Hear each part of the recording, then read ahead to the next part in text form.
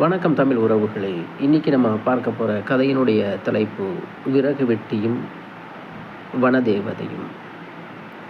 ஒரு ஊரில் ஒரு ஒரு ஏழ்மையான ஒரு விறகு வெட்டி ஒருத்தர் வாழ்ந்து வர்றார். அவர் என்ன பண்ணுறாருன்னா, காடுகளில் போய் காய்ந்த விறகுகளை வெட்டி அதை விற்று தன்னுடைய பிழைப்பை நடத்தி வர்றார். இந்த மாதிரி இருக்கையில் ஒரு நாள் அவர் ஒரு காட்டுக்கு போகிறாரு. காட்டுக்கு அதிக தூரம் உள்ள காடு. அந்த காட்டில் போயிட்டு ஒரு மர கிளையை வெட்டிக்கிட்டு இருக்காரு. ஆற்றங்கரை அதுக்கு பக்கத்தில் எப்படின்னா ஆற்றங்கரை. அந்த ஆற்றங்கரையோரம் அந்த விறகை வெட்டிக்கிட்டு இருக்கும் பொழுது கை தவறி அவருடைய இரும்பு கோடாலி ஆற்றங்கரையில் விழுந்துருது. அந்த ஆறு எப்படின்னா ரொம்ப ஆழமாக இருக்குது. அவர் என்ன பண்ணுறாரு, போயிட்டு தேடி பார்க்குறாரு. அவரால் அந்த கரையை எட்ட முடியல, ரொம்ப ஆழமாக இருக்குது.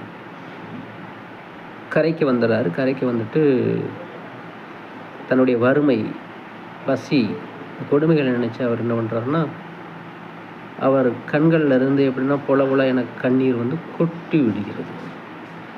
ஸோ இந்த சமயத்தில் இப்போ நம்ம என்ன பண்ணுவோம், நம்மளுடைய பிழைப்பு போயிடுச்சு அப்படின்னு எண்ணி அவர் மனவேதனையில் உட்காந்து அழுது கொண்டிருக்கார். சற்றும் எதிர்பாராமல் எப்படின்னா ஒரு வன தேவதை வருது. வந்துட்டு ஏன் அழுகிறா அப்படின்ட்டு கேட்குது. அதுக்கு அந்த விறகு வெட்டி சொல்கிறாப்புல, இந்த மாதிரி நடந்ததை சொல்கிறாப்புல. என்னுடைய கோடாலி தான் இருந்தது, அது கை நழுவி ஆற்றங்கரில் விழுந்துருச்சு. சரின்னு சொல்லிட்டு அந்த வனதேவதை என்ன பண்ணுது, அவரை ஒரு 3 சோதனைகள் பண்ணுது. முதல்ல என்ன பண்ணுது, அவருடைய நேர்மையை செக் பண்ணுறதுக்கு சோதனை பண்ணுறதுக்காக ஒரு வெள்ளி கோடாரியை கையில் எடுத்துட்டு கொடுக்குது. இது பாரு, இதுதான் உன்னுடைய கோடாரியா அப்படின்னு கேட்குது. இல்லை, இது என்னுடைய கோடாரி இல்லை அப்படின்னு சொல்லிடுறாரு. அப்போ இன்னமும் திரும்பவும் இவரை ஒரு சோதனை பண்ணுவோன்னு சொல்லிட்டு பலவனுங்கிற ஒரு தங்கத்தால் ஆன கோடாலியை கொண்டு இது உன்னுடைய கோடாலியா அப்படின்னு கேட்குது. அதுக்கு அந்த விறகு வெட்டி இல்லை, என்னுடைய கோடாலி இது இல்லை அப்படின்னு அவர் சொல்லிடுறாரு. அப்புறம் 3வதாக அவருடைய இரும்பு கோடாலியை கொண்டு கையில் கொடுக்குது. ஆமாம், இதுதான் என்னுடைய கோடாலின்னு சொல்லிட்டு சந்தோஷம் அடைகிறாரு. சந்தோஷம் அடைஞ்ச உடனே அந்த ஏழ்மை நிலையிலையும் தன்னுடைய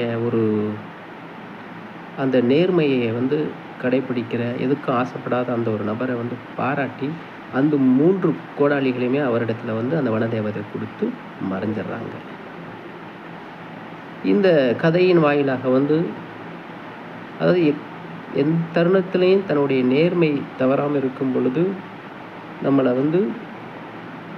ஒரு நல்ல உள்ளங்கள் நம்மளை காப்பாற்றுவோங்கிற உயரிய கருத்தை நம்ம இதன் வாயிலாக நம்ம புரிந்து கொள்கிறோம். வணக்கம்.